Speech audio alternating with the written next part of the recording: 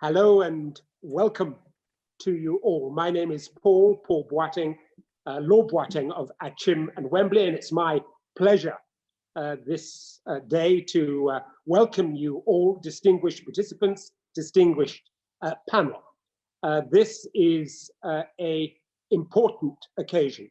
It's an occasion for us to get together as part and parcel of a commemoration. It's entitled, this webinar, the UN inquiry into Hammarskjöld's death, Last Chance to Reach the Truth. And it's jointly hosted by the Westminster United Nations Association and the Institute of Commonwealth Studies at the University of London. It's one of three events to mark the 60th anniversary of the tragic death of UN Secretary General Dag Hammarskjöld. Tomorrow afternoon in Uppsala University, the Dag Hammarskjöld Foundation will host the annual Hammarskjöld Lecture to be given by Agnes Callamard, Secretary General of Amnesty International, and Christiane Figueres, former Executive Secretary, UN Climate Convention. So it's a double header, an opportunity to hear two great personalities reflect on this issue. And last week, the UN General Assembly itself marked Dag Hammarskjöld's exemplary service as an international civil servant. This is a solemn occasion. It is one in which we expect and hope that the search for the truth will be amplified. Sadly, the UN Secretary General did not mention the ongoing United Nations inquiry into the causes of the plane crash in which Hammarskjöld died during that occasion at the General Assembly. But both Sweden's UN ambassador and foreign minister did so several times. And with good cause, when one thinks of the cathartic event that this represented for those of us, and I was one of them, a child at the time, living in Africa at that time, 60 years ago. I remember as a boy the newspaper headlines. I remember as a boy my parents' grief. My father's was particularly amplified because he was, at that time, a cabinet minister in Ghana, and significantly, the then Prime Minister's, later President Kwame Nkrumah's special representative to what was then the Congo. He was the last African statesman to see and meet Patrice Lumumba alive. So Dag Hammarskjöld meant something very special to him and to Ghana at that moment in history, as it did to the whole of the continent of Africa, as it did to many progressive and concerned people in the world, and as it rightly means to us today. Which brings me to the subtitle of this event. Why are governments, including our own in the UK, continuing to make the UN inquiry's task so difficult? Do they not realize that this raises yet further suspicion as to the motivations of the great powers at that time? This needs some explanation. And so I'm going first amongst our distinguished panel to turn to David Wardrop, Chair of Westminster United Nations Association, to summarize the genesis and the course of the UN inquiry, how new developments can be followed, and to give us an overview of how governments have assisted or not, with varying degrees of cooperation, the UN in its task. But just a reminder, this is an opportunity for all of you to participate. and you honor Dag Hammarskjöld by your presence at this webinar. And we want to hear from you, as many of you as possible. So please do use the question and answer facility. And I intend to make sure that I'm sufficiently strict with our panelists to give you ample opportunity towards the end of this webinar, but to give you a good 30 minutes in order to ask your questions and to make your contributions. So over to you, David. You have 12 minutes. Thank you, Mr. Chairman. Dag Hammarskjöld was a strong advocate for decolonization, and he took the central role in the search for peace in the Congo, supervising the deployment of a massive peacekeeping force. His mission was treated with suspicion and concern by the USA, the UK, France, and the Soviet Union, each with an interest in hindering parts of it. What role might the UK play? Through UK diplomatic links involving an MI6 agent, a meeting between Hammarskjöld and the Katanga separatist leader Moise Tshombe would take place in Ndola, a large regional town in northern Rhodesia, now Zambia. They would meet at its airport, no dusty airstrip, but fully equipped. And on the ground or nearby were about 60 Royal Rhodesian aircraft, many deployed for counterinsurgency and some to escort Hammarskjöld later on. Also 2 or 3 US aircraft equipped for radio surveillance and interception. These were mentioned in contemporary memoirs, but for some reason, the US State Department claimed in 2017 that they weren't there at all. Why? But I digress. Tshombe's plane arrived first, and then Hammarskjöld's plane was heard passing overhead, but never started its landing approach. Had it left for elsewhere? Tshombe departed and the airport's lights were turned off. What caused the plane crash? The first report, late 61, by the Federation of Rhodesia and Nyasaland Air Accident Board of Investigation, the verdict were three options: pilot error, and also a willful act on the part of another, in other words, foul play. The second report, February 62, by the same organization, concluded pilot error. And then the UN Commission in April 62 reached an open verdict which did not rule out sabotage or attack. It requested the Secretary General to inform the General Assembly of any new evidence. Over the following decades, reasonable suspicions circulated. Tales of mercenaries in planes, bomb plots, covert activity by colonial powers, and also by the US and the Soviet Union. These abounded, and there were so many books, and a Swedish inquiry in 1992, 1993. Now, please everybody, fast forward 50 years to 2011, the publication of Who Killed Hammarskjöld?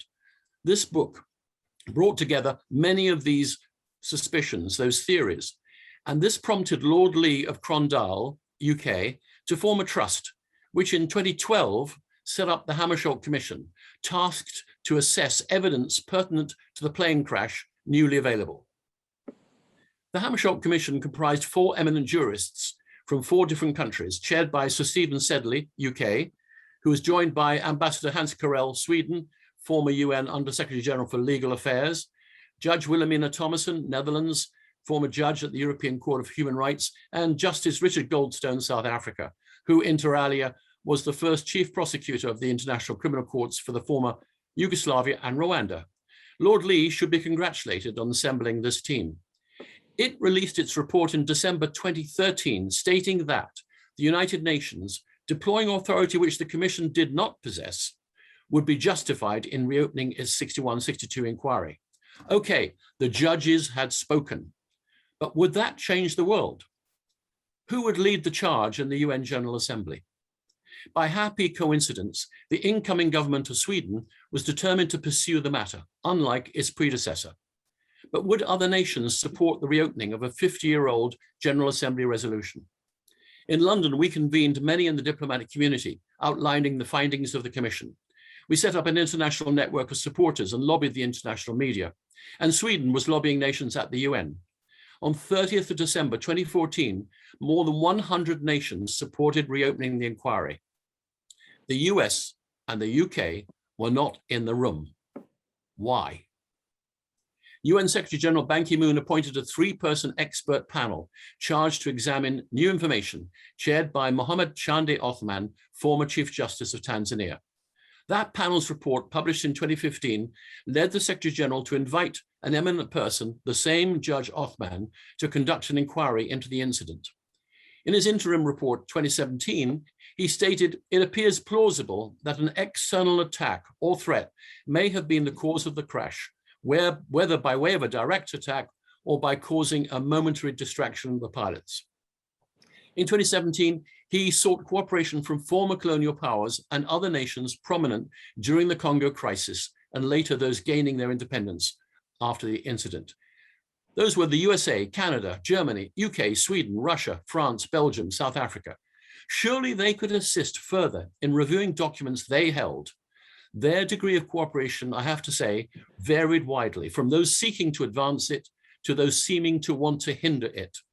Progress was unsatisfactory, and in 2017, the judge asked these states to appoint a senior and high-ranking person, an independent, I stress, independent appointee. His report in 2019 in the annex lists how each country responded, and I will tell all watching how to find this information. For instance, Sweden appointed the man who conducted a public inquiry into the encroachment by foreign submarines into Swedish waters. Belgium fielded an impressive list of politicians and military personnel. France, a senior professor at the Sciences Po University. Portugal, an ambassador. And Mr. Chairman, you will shortly introduce Seneca Sekaramaya from Zimbabwe, so we can all recognize how seriously that country approached the task, and so on. All of which, as I say, can be checked in the annex, the judge's final report. The judges in 2019 report point to several instances of Portugal, Canada, Zimbabwe, and other countries bringing new information. But what of the country where the accident happened? The country that controlled the host government had deployed operatives of its key intelligence services, the UK. Judge Othman's letter was sent to all countries in March 2017, requesting a senior and high-ranking independent person to report by the 1st of November for inclusion in his report. From the UK, a permanent member of the UN Security Council, there was no reply. He wrote twice more, and the Secretary General of the United Nations wrote to the UK mission in New York. No reply. The closing date was the 1st of November, as I've said. 3 days after the closing date, the UK responds. Mr. Chairman, we're being watched by those whose English is not their first language, but they will have words for cynical, for arrogant, for sense of entitlement, and for shocking. What next? I quote the judge's report to the UN Secretary General. In May 2019, he wrote, 15 months after my initial request and after the deadline for receipt of other independent appointees' final reports, the UK advised that it had appointed Graham Hand, Senior Sensitivity Reviewer at the Foreign and Commonwealth Office, and former ambassador as a reviewer. Can we really accept that the FCO staffer is independent? No. With all respect, can we say Mr. Hand is senior? No. However, in less than a month, by June 2019, Mr. Hand responded to the judge, 1 month. He reported that all relevant files had been properly identified, made fully available, and examined. And so the judge writes, and everyone, I think, can grasp a sense of irony in his words, 2 sentences. I am grateful to Mr. Hand for his efforts. As noted, no information was received from the government of the United Kingdom. Surely that says it all. I'm skipping forward. Independently, in March 2019, Westminster United Nations Association submitted a Freedom of Information request. For those outside the UK, this is a process by which members of the public can seek access to information held by public sector organizations. We'd asked ourselves, what possible correspondence could there have been between the judge writing the letter and the British government not replying to it? Even though it consistently claimed it had nothing to hide, the UK Foreign Office responded as though we were asking for a submarine's nuclear firing code. It refused on 4 grounds: legislation relating to security bodies, national security, international relations, and the formulation of development policy. Basically, they threw everything at us but the kitchen sink. We did appeal, and a report of that is on our news pages. So finally, Mr. Chairman, where does this go now? The judge's final report is due out in September 22, delayed by COVID. Surely there will be increased focus on the capacity at the time of the US and the UK to monitor and intercept communications, to record these and share them with MI5, MI6 and GCHQ all in the field at the time, as well as the CIA and the National Security Agency. Can we really believe that the information cupboard is bare? As much as they seek to remove themselves from the scene, the UK and the US only attract more attention. And the extra attention now extends to South Africa, a country which we did not expect to smother records from the apartheid era. So, my friends, how do you all follow what has happened since 2011 and what is happening? Our website, hammarskjöldinquiry.info, includes the Hammarskjöld Commission's report with its own comprehensive report, the 3 crash investigations and more. Our news pages chronicle everything developments since 2014, links to other sites, and all the UN Eminent Persons report. In closing, Mr. Chairman, you referred to last week's General Assembly's special meeting marking Dag Hammarskjöld's service as an international civil servant. Ambassador James Roscoe from the UK mission made this contribution. The challenge of the international service is to speak truth to power. And I think that's what we need more than ever today, and what we should be much more receptive to as member states. We should be encouraging the Secretariat and the International Civil Service to challenge us and to speak truth to us a little bit more. Well, that is what we're doing today, Mr. Roscoe. By the 3 resolutions successively passed by the General Assembly with increasing support, now more than 2/3 of all UN member states, it's clear to all the direction of the political wind. Even though the UK and the US were not in the General Assembly Hall on any of these occasions, those resolutions showed the direction of the wind, one that encourages speaking truth to power. Thank you. Thank you very much indeed, David, not least for your passion, for your commitment, for your rigor in seeking that truth. Over the course of these 6 decades, there have, of course, been successive changes of government in all the countries concerned, not least in Sweden.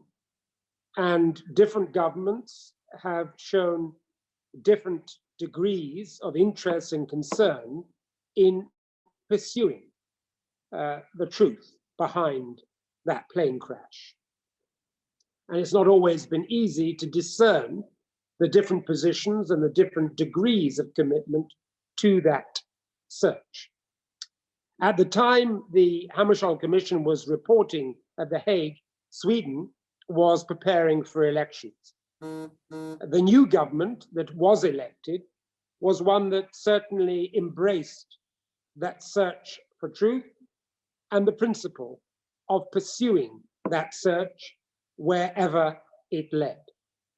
And since then, successive Swedish government, true to that spirit and that intent, have taken a proactive role. And I'm delighted now to invite Ms. Asa Theander to speak. And Ms. Theander is the newly appointed Deputy Head of Mission here in London, and she is most welcome in that respect. And we are fortunate that she has played a leading role in her government's policy on this very issue. So that's a happy circumstance, and we are delighted to have you with us on this occasion. So over to you, Asa. Thank you very much, and thank you everybody here. It's a great pleasure for me to be here in this distinguished company. And also, of course, thank you very much to the organizers for initiating this very important and timely event. The reason why we're all here is, of course, that this Saturday it will be 60 years since the crash at Ndola and the death of Dag Hammarskjöld and those who travel with him. These weeks he's being remembered, as has been mentioned already, at events all over the world. In New York has already happened, and Uppsala tomorrow We have Kinshasa and Lusaka. We also have an event at Bakåkra, which is Hammarskjöld's modest and idyllic country retreat on the south coast of Sweden, which is a place to which he had planned but never managed to retire. I think it's important to note that the global scope of all these commemorations testifies to the importance of Hammarskjöld's deed and the strong influence that he had on the outside world, on the people he met, and on the UN as an institution. And his deed is still relevant to us today. As UN Secretary General, Dag Hammarskjöld was a true advocate of equality and peace, with a strong sense of duty and with clear visions for a better and more peaceful world in which countries cooperate.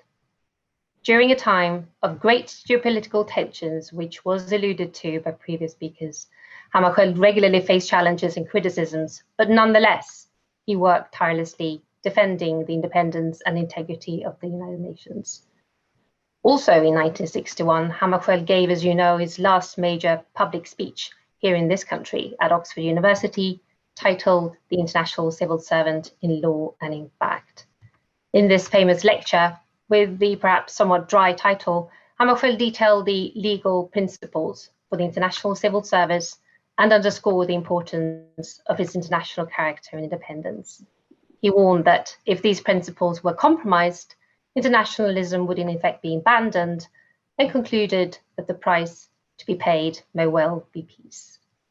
As a civil servant myself, this of course resonates, and all the more so now that the foundations of the post-war international system that Hammarskjöld helped shape are being challenged, and we again face great geopolitical tensions. And to quote Dag Hammarskjöld, we are not permitted to choose the frame of our destiny, but what we put into it is ours. So, what happened in Ndola 60 years ago was a tragedy, both for the affected family members, some of whom I've had the pleasure to meet in previous capacities, and for the UN and the international community at large. The exact circumstances surrounding the fatal plane crash continue to be investigated, as we know, and while progress has been made, as David noted, needs to be followed up further. And that's why Sweden, for several years, has taken the initiative to extend the mandate of the Secretary General's independent investigation in order to seek further answers to what actually happened that day. We are very grateful to the many and increasing co-sponsors of the successive resolutions since 2015, and also for the overall commitment of UN member states, as well as for the ambitious mandate that the General Assembly repeatedly has given for this important work. And it's important, and I want to stress, that Sweden will continue to support the independent process led by Judge Ottman, and will continue to call on all member states concerned to do all they can to cooperate in the context of the investigation. His task can only be completed with the full cooperation of member states concerned, which includes the UK and the US and South Africa. As long as there are unanswered questions, it remains an absolute priority for Sweden to continue to seek the truth about what actually happened that day in Ndola in 1961. And we will continue our efforts, especially for those who lost their lives that day almost 60 years ago, and for their families who have been left with unanswered questions, but also for the sake of the UN and for the representatives of the international community around the world who continue to be inspired by Dag Hammarskjöld's deed even today. Thank you.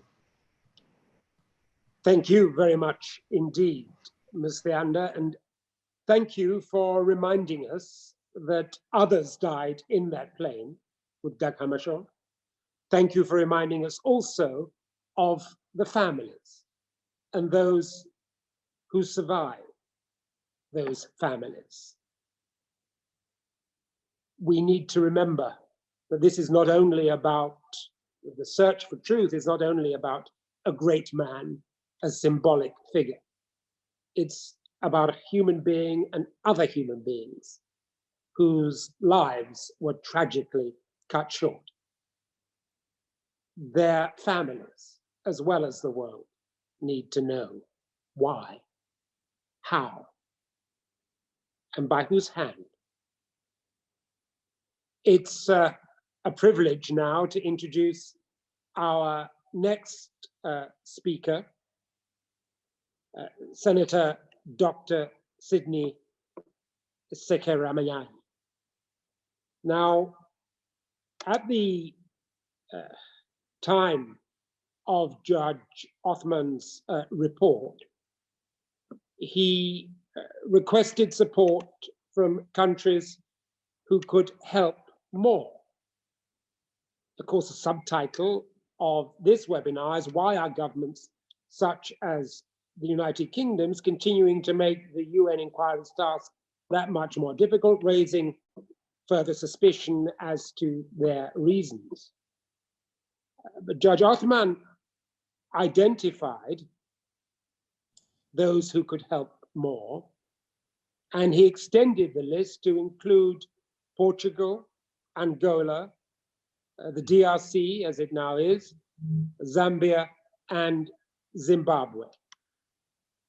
And Portugal, Angola, the DRC, Zambia, Zimbabwe, their response earned high praise from the judge in his final report in 2019. And it's therefore a particular privilege to have Dr. Sekeramanyani with us, not least because of his own eminence and distinction in Zimbabwe and indeed in Africa. I have very early memories of the senator when I had an afro and he had black hair, and when I was vice moderator of the program to combat racism of the World Council of Churches, and he was a young and dynamic freedom fighter. Of course, he's still a dynamic freedom fighter, but none of us are as young as we were then. And he has led a distinguished political career in public service based on his own professional life as a doctor qualified in Sweden, gaining a diploma in tropical medicine subsequently at the Karolinska Institute in Stockholm, serving in government, serving the nation, serving Africa. And he has played a particularly important part in the search for truth in relation to Dag Hammarskjöld as a senior and independent person, and drew particular praise from Judge Othman. So it's a great privilege, Sydney, Senator, to have you with us on this occasion. Over to you. Thank you. Honorable members of the United Nations Association Westminster Branch, I wish to express my profound gratitude and that of the Zimbabwe United Nations Dag Hammarskjöld investigation team for recognizing Zimbabwe's contribution to the ongoing investigation. This event does not only mark the 60th anniversary of the tragic death of the second Secretary General of the United Nations, but shows the United Nations' determination to find final closure to this case. In this light, the theme of this discussion, the UN inquiry into Hammarskjöld's death, last chance to reach the truth, accords very well with this solemn objective. What has the Zimbabwean team done? My team has carried out extensive secondary research on the possible causes of the crash that killed the late UN Secretary General Dag Hammarskjöld and his entourage on the eve of the 18th September 1961. The government of Zimbabwe granted us unrestricted and unsupervised access to the archives held by the Zimbabwe National Army, the Air Force of Zimbabwe, the Zimbabwe Republic Police, the Central Intelligence Organization, the Civil Aviation of Zimbabwe, the National Archives of Zimbabwe, Ministry of Health and Child Care, and Ministry of Transport and Infrastructure Development. There was little and nothing whatsoever of relevance to the inquiry from the archives at the records of the ZDF, the ZNA, the AFZ, and the Ministry of Health and Child Care, and the Ministry of Transport and Infrastructure Development. Suffice to note that there are no records of the crash and in the Federation. The Civil Aviation of Zimbabwe, we found medical records of the crash, a copy of the Rhodesian Inquiry report, and the original Royal Southern Rhodesian Air Force. None of these, however, yielded any leads as to the actual cause of the crash. Further searches were carried out at the Central Intelligence Office. The team's attention was drawn to papers that were taken away by the former Prime Minister of the Federation of Rhodesia and Nyasaland, Sir Roy Welensky. National Archives of Zimbabwe. The team also found the Welensky papers testify to deep common interests, strategic convergence, and coordination between the federal government of Rhodesia and Nyasaland and the government of the United Kingdom on issues pertaining to the Congo crisis. Oxford University, United Kingdom. Some of the Welensky papers were deposited at Bodleian Library upon his death. University of Essex. Lord Alport papers held in the special collection at Albert Sloman Library. University of Cambridge. The team reviewed the Lord Duncanson's papers held in the Winston Churchill Library. Oral interviews were conducted on individuals, researchers, academics, and diplomats who had insights or recollection of the fateful accident. These include Dr. Machivenyika Mapuranga and Ambassador Stuart Cumberbatch. After a thorough physical scrutiny of the said archives, we satisfied ourselves that they contain no direct evidence that explain the tragic death of Secretary General Dag Hammarskjöld and his entourage. However, there are few nuances that we found which accentuate rather than resolve the mystery. The following are noteworthy. According to Lord Alport, the developments in Katanga caused great anxiety to the Federation of Rhodesia and Nyasaland because of the close economic links that existed between the Federation and Britain. We found evidence that Britain was also keen to protect these economic interests at all costs. Sir Roy Welensky was worried about anything that threatened the stability of Katanga, as he perceived that such a development would have far-reaching implications on the security of Northern Rhodesia. Key findings from the Alport papers were that Sir Roy Welensky handled and managed Chombe, and he had greater influence over him than any other individual. Then there is Neil Richter, who was depicted in previous UN reports as sort of an enigma, was in fact a British MI6 official posted to the High Commission of Central Africa undercover as First Secretary.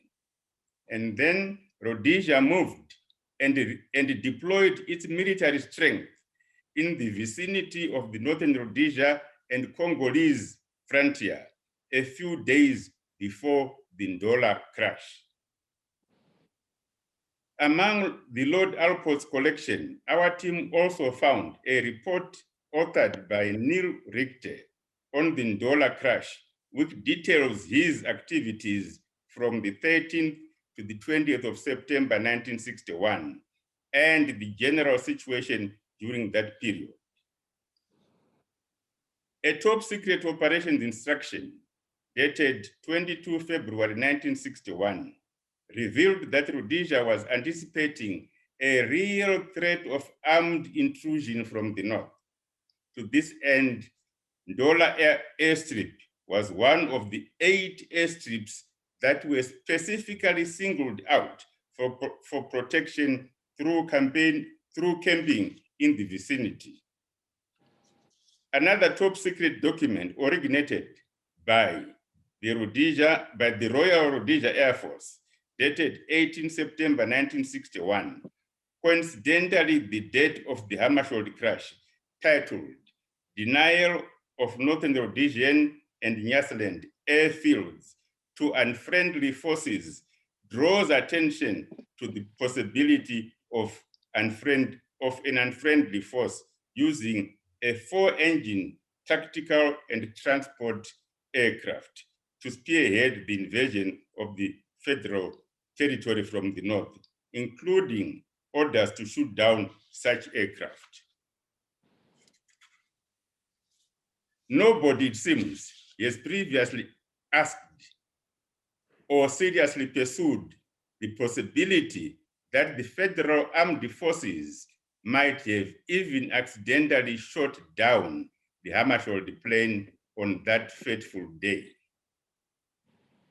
At Bodleian Library in Oxford and Albert Sloman Library in Essex, the team established that certain records which may be relevant to the UN inquiry are carved out of the collection and are still embargoed, either at the request of the surviving family or the British government. Similarly, in the redacted JFK papers, some documents containing communication between Leopoldville and the US Air Force were removed. Such documents, if accessed, may shed more light on what transpired, given that an American aircraft, possibly belonging to the US Air Force, was parked at Ndola Airport during the period 17 to 18 September 1961. In the investigation reports, the evidence by Harold Julian, the only survivor of the air crash, was disregarded on the grounds that he was ill and delirious at that time. However, the dispatch from Leopoldville to the US revealed that he had some lucid moments. This raises the suspicion that he may either have been left to die or been finished off to conceal evidence. Black witnesses. The testimonies of the majority of the blacks were dismissed because their statements were deemed unreliable. The outstanding work we have to do. The team remains of the firm view that the documents held at Dundee University in Scotland, Kew Gardens, and Rhodes House Library in Oxford should be pursued, as there are a lot of pointers that important documents were transmitted there. The Zimbabwe team is still keen to pursue the archives held by the Open Secrets Society in South Africa once travel restrictions are relaxed. Currently, we can't do anything because of COVID-19. Meanwhile, the Zimbabwe chapter continues to search for residual data at the Zimbabwe National Archives and other internal research centers which may hold important information relating to the crash. Our mission remains convened and fully funded by the government of Zimbabwe up to February 22. 5 reports have so far been submitted to Justice Mohamed Chande Othman, the UN eminent person leading this investigation, and the 6th report is being finalized. I want to assure you that we will, to the best of our ability, do everything to unearth what really caused the crash of this plane and the death of Dag Hammarskjöld. It's not an incident that people should simply speculate away. We should be able to get, either from the British government or from the Americans, and some of these research institutions, especially that in South Africa, there may be reports there which will help in finalizing this exercise. I want to thank you very much for allowing us to participate in this discussion. Thank you. Thank you, Senator. Thank you for your vigilance. Thank you for your zeal. And our thanks to the government of Zimbabwe for their funding of this important activity. We're now going to hear from Dr. Henning Melber. Dr. Melber, of course, is the director of the Dag Hammarskjöld Foundation in Sweden.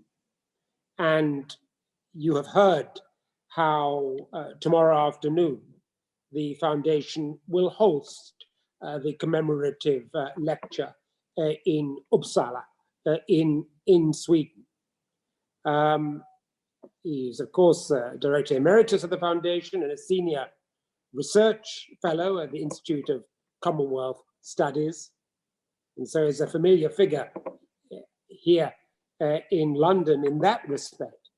But I think it would be remiss of me if I didn't just highlight that he is also in his own way an African, someone who lived a good part of his life in Namibia, to which his parents had moved from their native Germany. And importantly, he was actively involved in the struggle in Namibia, in the movement for independence. So much so that in fact he was expelled from that country. And I think it's quite important for younger participants in this webinar and those who subsequently watch it, to remember just how pivotal the struggle in Namibia was at that time. I will never forget being in Namibia on the 1st of April, I think 1989, if my memory serves me well. And I was there with another German, Henning, Dr. Klaus Oswald. And Klaus Oswald was a member of the Bundestag, and I was a young member of parliament. And we were there to represent the Association of Western European Parliamentarians Against Apartheid. And we were there on the day that Margaret Thatcher also flew in order to demonstrate, so she thought, that constructive engagement had worked and that the South Africans had left Namibia. Of course, it hadn't worked. It didn't work. It was never going to work. And of course, the South Africans hadn't really left all of Namibia, as history showed, because they continued to fight a dirty war against Angola, again using people who they brought and who were prepared to act as their surrogates.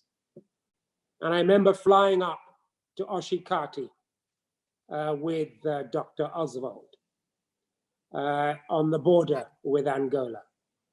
And the South African military surrounded the plane and they wouldn't let us out, and we had to fly back. So Henning, we remember your participation in the struggle.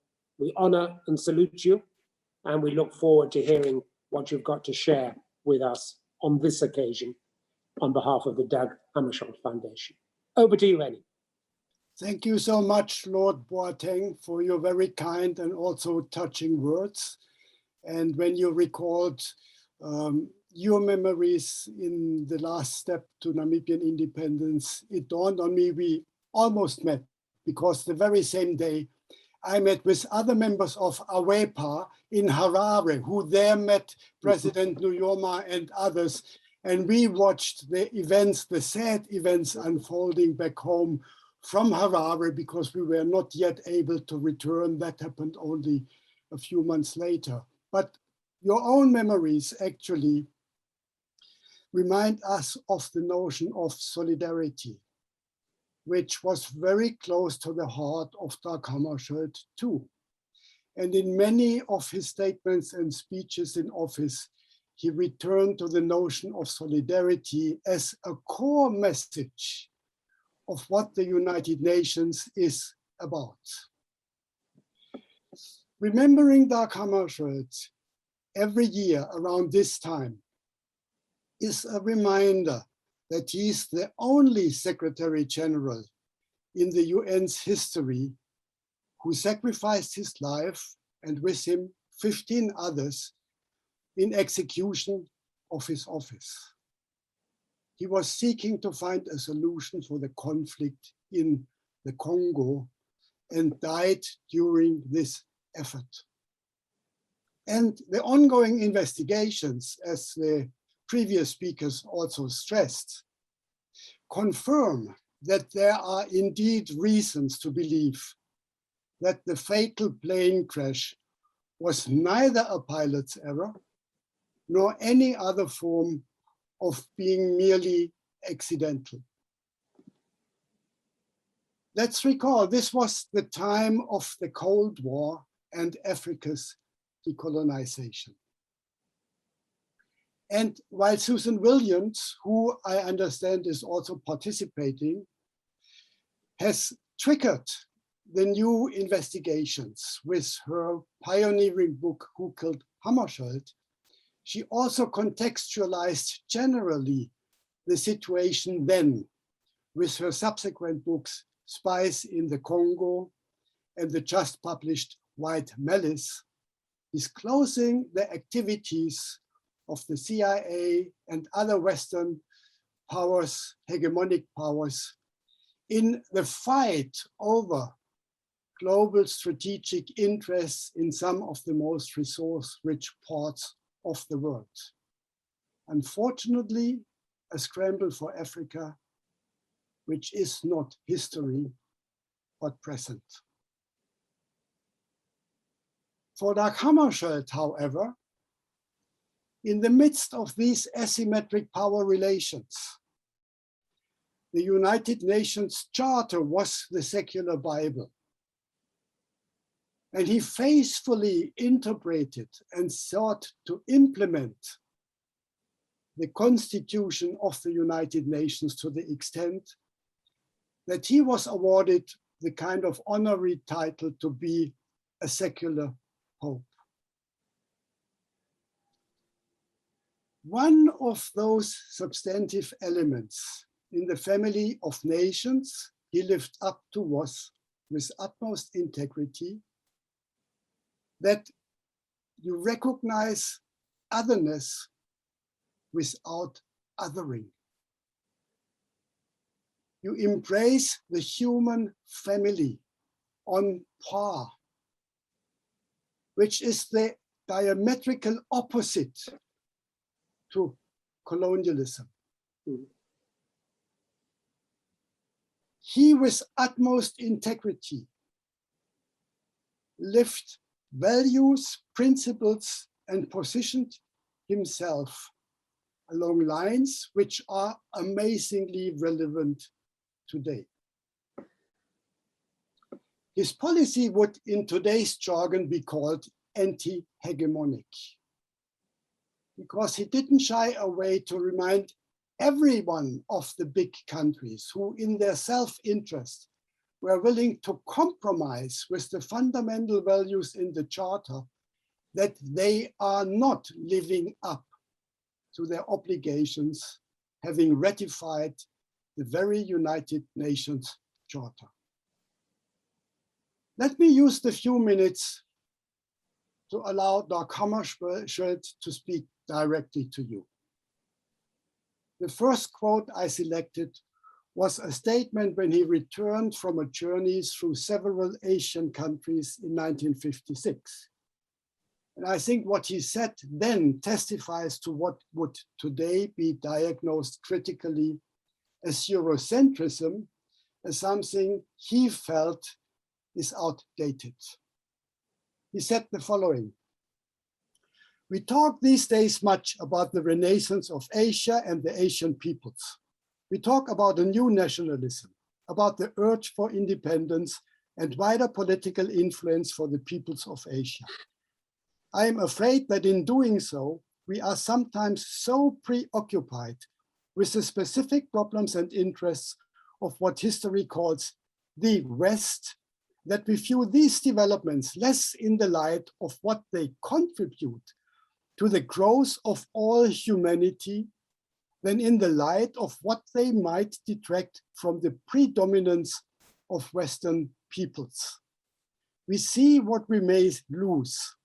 We do not realize what we are gaining." End of the quote. And while he only on few occasions took explicitly a stand which would be dubbed anti-colonial, he did so in no uncertain terms when he addressed the students at Lund University in 1959. And there he said the following: "Goethe's universality was combined with a firm conviction of the supremacy of the European man of culture, a supremacy which erected invisible walls around his spiritual life in relation to other parts of the world. Nobody should forget that colonization reflected a basic approach which often mirrored false claims, particularly when it touched on spiritual development. Applied generally, it was untenable." And he continued, "To a Westerner of a later generation who is facing today's Asia and Africa, it is a useful exercise to go back to the works written by distinguished Europeans whose mental attitude was shaped in the main before the First World War. What strikes one in the first place, perhaps, is how much they did not see and did not hear, and how even their most positive attempts at entering into a world of different thoughts and emotions were colored by an unthinking, self-assured superiority. In times of white supremacist populism, these are our times, not the times 70 years ago, Dag Hammarskjöld remains a beacon of cosmopolitan embracement of human diversity. This collided with global power interests on both sides of the Cold War. But it resonated with the leaders of the Global South entering the stage as member states of the UN. And Lord Boateng recalled at the beginning his personal memories, how the death of Dag Hammarskjöld provoked sadness among people in the continent for which he was willing to die. And maybe in the most iconic and symbolic fashion, this was illustrated when in September 1960 at the UN General Assembly, he dismissed the demand by the Soviet leader Nikita Khrushchev to resign. And in that famous speech, he said, "It's easy to resign if one of the big powers is asking me to do. But if one of those states who do not have a voice would ask so, then I would. As long as they do not ask me to do so, I will remain in the office." And the moment he said that, he was interrupted by a standing ovation by leaders such as Nehru, Bourguiba, Kwame Nkrumah, Sekou Touré, who stood on different sides in the Cold War, but for all of them, Dag Hammarskjöld was their Secretary General. The Nigerian scholar Adekeye Adebacho, who lectures and teaches in South Africa, in a book chapter compared some of the Secretary Generals of the United Nations. And I selected this as a final observation because I think that's one of the biggest compliments, that a voice from the Global South comes to that assessment which Adebayo offered. With reference to Boutros Boutros-Ghali, whom he called the Pharaoh, and with reference to Kofi Annan, whom he called the prophet, he characterized Dag Hammarskjöld as the Southern prophet par excellence, in combination with the role of a stubborn pharaoh. A remarkable recognition for a cosmopolitan Swede in the office of the highest international servant by a critical scholar from Africa. I think we do right remembering Dag Hammarskjöld not only around this time of the year, but include him and his values in what guides us today. Thank you very much indeed for that, Henning, for that powerful testimony, for that evocation of the man, his philosophy, his spirit. And thank you and the foundation for all that you do to keep the flame alive. We've never needed its light more, frankly, in our times than we do at this very moment, for the reasons that you have alluded to. And now it gives me great pleasure to come to our final speaker, the Right Reverend Trevor Musonda Mwamba, former Bishop of Botswana. One has to say that Bishop of Botswana, yes, but importantly, a son of Zambia. A son of Zambia who was a close associate and friend of the late Dr. Kenneth Kaunda. And Bishop, it'd be quite impossible to introduce you to this gathering without us all extending our heartfelt condolences to you, to your party, and to your country on the loss of that great man. All of us who were privileged to know him and to meet him, as I was, recognize that in him we had the last surviving son of that great generation, who included, as Henning has mentioned, a number of our great leaders, not least Nasser, Nkrumah, all those who stood against imperialism at that time.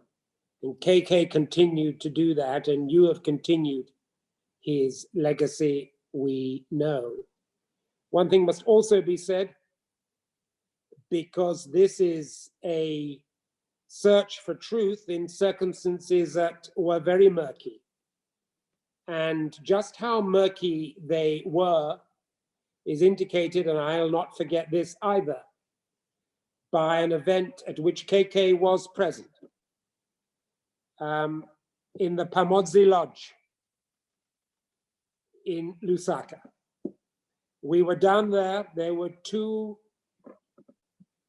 other great men present, Oliver Tambo and Dr. Bears Nade. Oliver Tambo, president of the ANC, Bears Nade, General Secretary of the South African Council of Churches. And you, of course, Bishop, knew both of them, as I was privileged to do. And as they met with KK in Lusaka on that occasion, there were bombs going off in Lusaka that had been planted by BOSS, the Bureau of State Security, who were active in Lusaka as they were active in London, and found willing accomplices wherever they went, as history and any search of the archives here in London will demonstrate. So your voice is a particularly important one, a voice of faith and conviction, and we welcome you and look forward very much to your presentation. Bishop.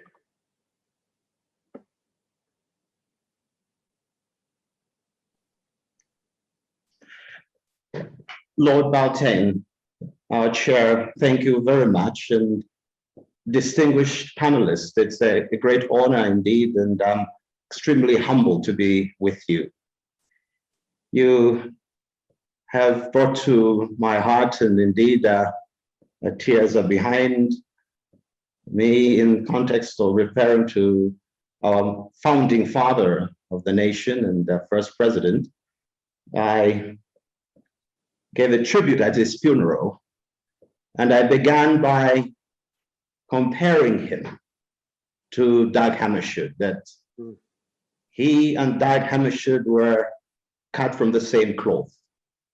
And in a strange way, Dag Hammarskjöld, of course, died in this country 60 years ago, and President Kaunda died this year in June, 60 years later.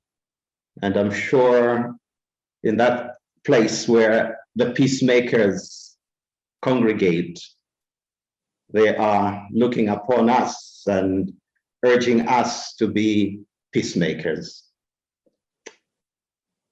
2 years ago, I was part of a panel of speakers in the House of Lords, chaired by Baroness Garden of Frogno, who urged the British and South African governments to cooperate with the United Nations, search for the truth in the unexplained deaths of Dag Hammarskjöld and colleagues on the 18th of September, 1961. Of course, in 2 days, we shall mark the 60th anniversary of their death. As a bishop of the church, I shall offer prayers for the souls of the dead.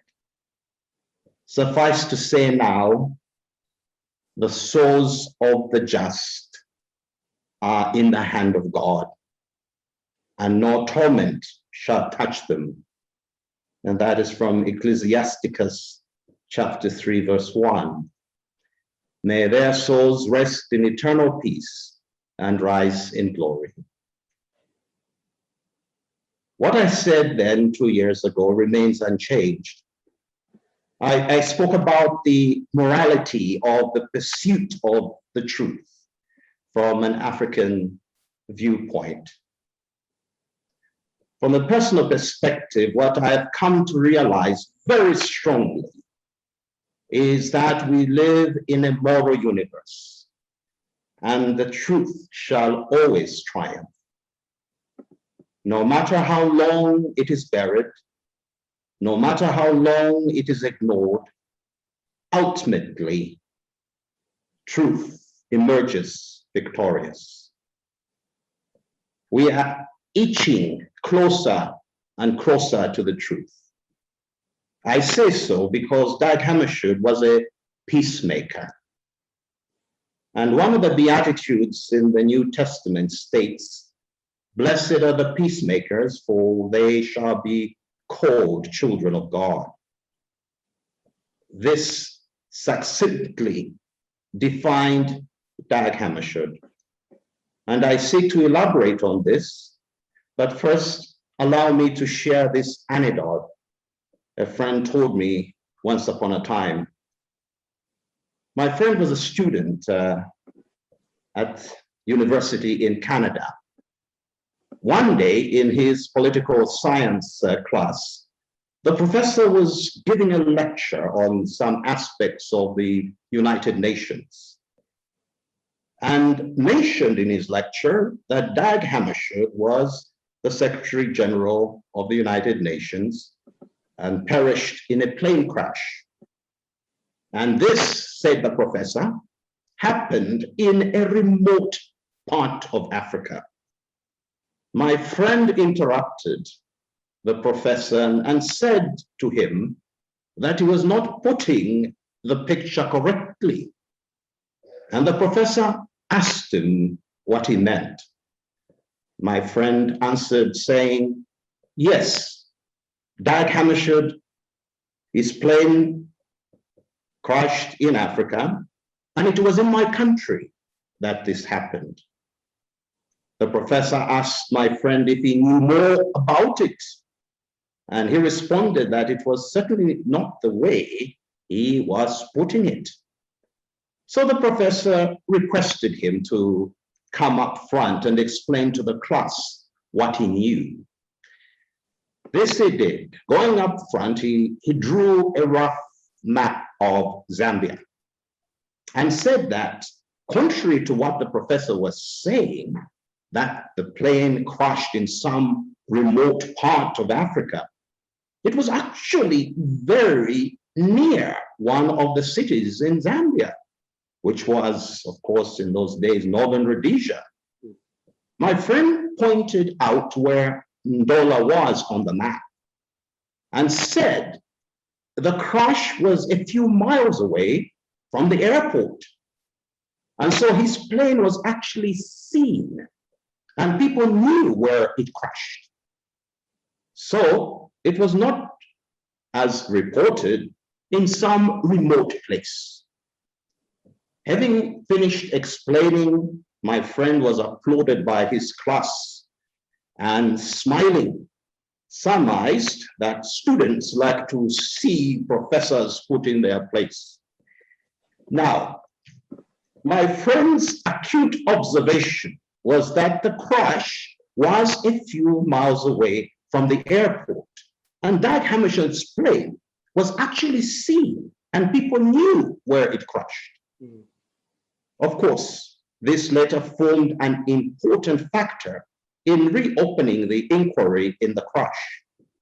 And as my dear friend and sister, Dr. Susan Williams' magisterial book, Who Killed Dag Hammarskjöld? The UN, the Cold War, and White Supremacy in Africa, brilliantly presents, she presents us with a compelling evidence of the truth that the Rhodesian inquiry, which laid the basis for subsequent investigations, buried. The truth unearthed shows considerable new evidence as well as clear proof that the Rhodesian inquiry was seriously flawed by a predisposition to view the world in racist terms and by the suppression of information. The panel report of 2015 noted in paragraphs 46 to 70 of the judge's report that the importance of the witness statements by the charcoal burners in 1961, these were considered unreliable, a colonial era attitude. It is also apparent, as Dr. Williams unearthed, that some information was tampered with, as in the case of the Rhodesian ballistic reports and the air brushing of the photographs of Dag Hammarskjöld's body. All this unearthing is because we live in a moral universe in which the truth cannot be suppressed indefinitely. As Václav Havel in his essays, Living in Truth, wrote, the desire to be in touch with what is true and to live by it in all its consequences is deeply embedded in human beings. We cannot live falsely for long. Truth has a radiant power that cannot be quenched. We cannot live for long within the lie. When Dag Hammarskjöld died on Zambian soil, his soul became part of Zambia, and Zambia a part of him. As Zambians, we are therefore desirous to know the truth of why Dag Hammarskjöld was killed. It's important for us Zambians, for our identity, for us to know our past, in order to embrace the future authentically.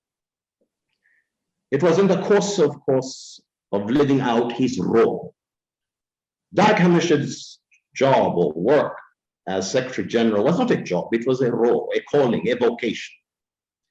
As a peacemaker, by resolving the crisis in the Congo, that the greatest Secretary General of the United Nations died in my country, Zambia. I returned recently to Zambia to contest the presidency of my party, which is the oldest political party in Zambia, and which I won. And I toured the 10 provinces of Zambia. When I arrived on the Copper Belt where Ndola is, the first thing I did was to go to the Dag Hammarskjöld Memorial Crash Site. It was declared a national monument in 1970 and the UNESCO World Heritage Center in 1997. I went there to offer my prayers for the repose of the souls of Dag and all who died in the plane crash. A great man died on Zambian soil. And President Kennedy, a great man himself, and the most powerful man in the world at the time Dag Hammarskjöld died, said of Dag, I realize now that in comparison to him, I am a small man. He was the greatest statesman of our century. He was the greatest statesman because he was a peacemaker. And the crash site, I felt that peace. And I too dedicated myself to the pursuit of peace, and indeed to the pursuit of the truth behind that crash. At the crash site, I felt and reflected about Hammarskjöld's life as a peacemaker and ethical leader, which is an inspiration to us all. And here I would like to conclude about him being this peacemaker and ethical leader. In 1953, when Dag Hammarskjöld became the second Secretary General of the United Nations, in my opinion, the greatest Secretary General ever, he said in his inaugural speech to the General Assembly, ours is the work of reconciliation. And he ended with these words from a Swedish poem. The greatest prayer of man is not for victory, but for peace. The pursuit of peace inspired Dag Hammarskjöld's life and work. He eloquently said, our work for peace must begin with the private world of each one of us. To build for humankind a world without fear, we must be without fear. To build a world of justice, we must be just. For him, the pursuit of peace, with its trials and errors, its successes and setbacks, could never be relaxed and abandoned. He did not relax or abandon his pursuit of peace in the Congo. And when his plane was shot down in then northern Rhodesia, now Zambia, in 1961, when it was shot down, a peacemaker died for the cause which defined his life and for which he lived. And indeed, he is and can be called a child of God. Dag Hammarskjöld was a peacemaker. And here I just want to say something, the context of peace. What he stood for was to create a just world, a peaceful world, a decent world. So the UN inquiry is very important for us as Africans and for the wider world, for the sake of peace. And I define peace as shalom. And in the Hebrew, shalom gives us a richer and multifaceted meaning, which is lacking in English. The word suggests peace as complete well-being, physically, psychologically, socially, spiritually, peace amongst people, peace amongst nations. And this flows from one's relationship with God being right, and with oneself and with others. This is complete peace. It's about wholesomeness. This is what defined Dag Hammarskjöld. And by his death, the world lost one of its greatest servants, a brilliant mind, a brave and compassionate spirit, a peacemaker, a mystic. And he pointed us to strive diligently for a world in which people solve their problems by peaceful means and not by force. And of this, I am sure. He and the colleagues who perished did not die in vain, for the truth shall prevail in spite of obstacles and because we live in a moral universe. Thank you. Thank you very much indeed, Bishop. You serve the King of Peace, and you rightly call for full inquiry and just resolution into the causes of the death of this great peacemaker. You speak for Zambia, but you speak with an African voice too when you make that demand. We now have an opportunity in the remaining 15 or so minutes to open up our discussion to questions, and you've been very kindly putting some of those onto the question and answer tag on your computers and iPads. And let me put out one question at the outset, which I think at least one of our participants is perhaps able to throw some light on. And it is this: the refusal of South Africa to open its archives and to participate in this exercise is difficult to understand. Can you throw light on this? We are privileged, I believe, to have amongst our participants the distinguished jurist and commission member, Justice Goldston. Justice Goldston, if you are there, and technically if it can be managed, would you like to share your thoughts and reflections on that point? Justice Richard Goldston. If you'd like to unmute yourself, I'm able to say with certainty you are there because you've come up on our screen. Right, Richard. I think I'm now unmuted and you can see me. Lord Boateng, thank you very much.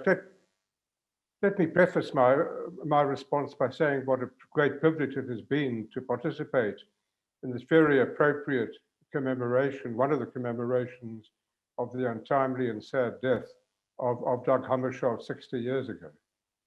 I have no explanation for the reticence of the South African government to assist the sterling efforts of my good friend, former Chief Justice Mohammed Othman.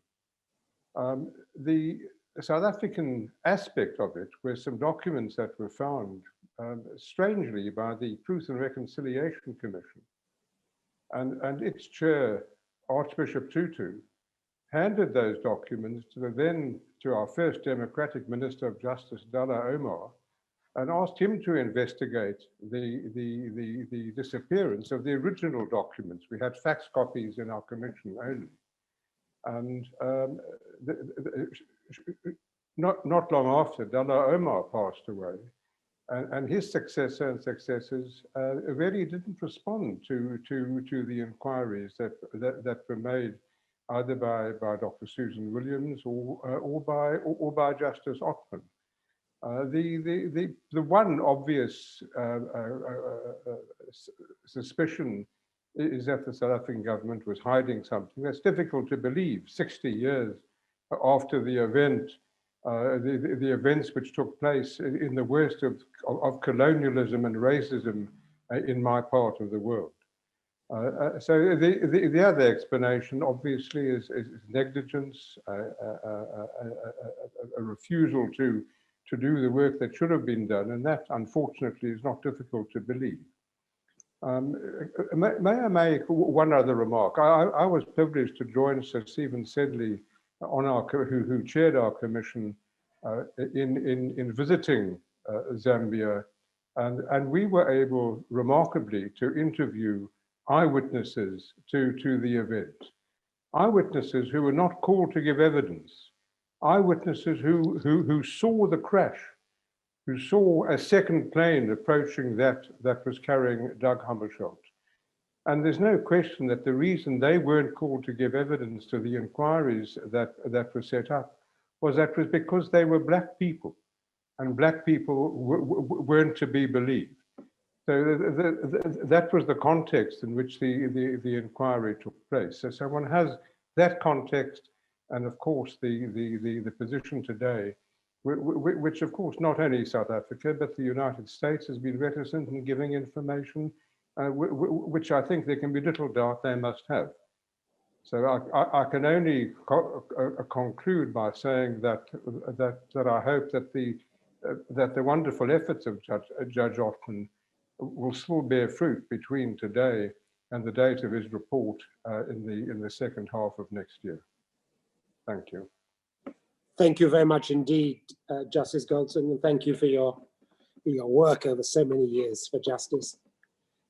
If we can now look and see some other questions that are coming up, and I think there's a sense, certainly,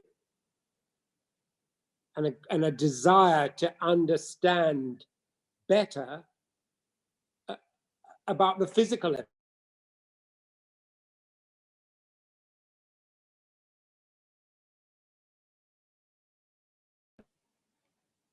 There are questions coming up about the physical evidence, why that has not been more fully examined, what happened to the wreckage, what work has actually been done on the site around the airport. There are also points made and questions asked about the extent to which this was a plot, or was it an accident? The sense that, yes, it's important to keep asking questions, but is it possible that it was more negligence, more terrible error of some sort and not a plot? Are there any responses on the part of any on the panel, or indeed any of our participants who've been actively involved in the search for truth, to those points that have come up, that are out there? Well, Mr. Chairman, as far as the wreckage of the airplane, which is reputedly under the runway at the airport, some of us will have seen the film Cold Case Hammarskjöld, in which I seem to recall an expert argued that whatever remained there would have rotted, so would not have been any use to anybody to make further investigations. So I think that's a cold case. Thank you. I note that we've got the distinguished jurist, former Court of Appeal Judge Sir Stephen Sedley with us. Sir Stephen, is there anything you'd like to share? If Sir Stephen can be brought in technically to this conversation, it'd be always great to hear from him. Whilst that is or is not happening, let me ask another question and see whether that's come up, for this time from John Burley. and it's about the position that Brian Urquhart, a widely respected international civil servant, the position he took in relation to this particular affair.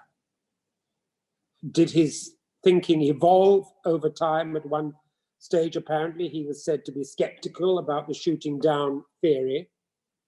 Did anyone throw any light on Brian Urquhart's position? David? I think Henning Melber is the best person to answer that. Right. Because Henning, would you like to answer it? I can try. As far as I know, Sir Brian, until his death, vehemently rejected any hypothesis that this was a deliberate attack on the plane. We have reached an interesting moment in time because there are in the United Nations files of this period, 61, 62, filed under Sir Brian's name, Urquhart. And having been alive until very recently, these files remained classified. Now, this is one of the challenges still existing because they can be declassified, but that needs an intervention by the Secretary General. So we need to find channels to alert the Secretary General's office that these are files which now should be declassified because they might provide some access to information which maybe also would explain to some extent why Sir Brian was so vehemently dismissing those efforts to further investigate the circumstances of the crash. Thank you very much, Henning. I know we've now made contact and are joined by Sir Stephen. Stephen, welcome. Hello, Paul. Good to hear you. You're a bit faint, yes, and we can't see you. I can't see myself, and my voice, I'm afraid, is very poor. I'm going to have to leave answers to Richard Goldstone because my voice is failing. Right, but we just want to salute you, to welcome you, and to thank you for all the work that you've put in to this search and this inquiry, and for the figure of integrity that you have been for so many years in the justice system of our own country, but also globally. I see a hands up, and it's always quite a task to sort of get through the technicals of this, from Roger. And if I press it, I don't want to lose you all, so I'm a bit nervous about pressing it. Gemma, can you help us, or dare I press Roger and see what happens? I recommend you go for Roger. Okay. Roger, would you like to ask your question? I would, yes. Can you hear me? We can hear you. Can you hear me, sir? We can hear you, Roger, so far away. Wonderful. Thank you. First of all, I just want to thank everyone who's spoken. It's really so moving to come together this way and to remember. Now, when I gave Sir Brian a manuscript copy of my biography of Dag Hammarskjöld, that would have been in about 2012, I met him in his country house, and I said to him, I remember this so distinctly, I said, Sir Brian, in this book, I'm going to follow Dr. Susan Williams' insights into Ndola. And of course, I knew that they were completely contrary to everything he'd been saying for decades. And he looked at me and kind of waved his hand and said, that's all right. So that does reflect a kind of openness toward the end of his life to views that he had really mocked throughout his later years. And I've never understood why. I can make up theories, but I don't know why. But he said, that's all right. Thank you. Thank you very much, Roger. So much of what we've heard today has been a search after truth, has been an inquiry. Everybody who has participated, whatever their position, it boils down to wanting to know the truth. We're concerned to know the truth about the death of this great peacemaker. It's been said with great truth, with great certainty, with great conviction, that this great peacemaker who made the ultimate sacrifice along with those who died with him for peace and justice in the region and for a better world, because all that was happening in the region was a reflection of a broken world. It's been said that he always spoke truth unto power. And the demand is a very clear one. How and why did he die? Why do those who might shed truth and veracity to the explanations of his death, why do they continue to fail to cooperate with the inquiry? What is there to hide? That is the question that is asked. That has been the subject matter of this important commemorative event. I just want to thank everybody for participating. I want to thank, in particular, our panel, not just for their participation on this occasion with us all, but for the lifetime of service that each and every one of you have given to the cause of justice and peace and to the search for truth. Now, the great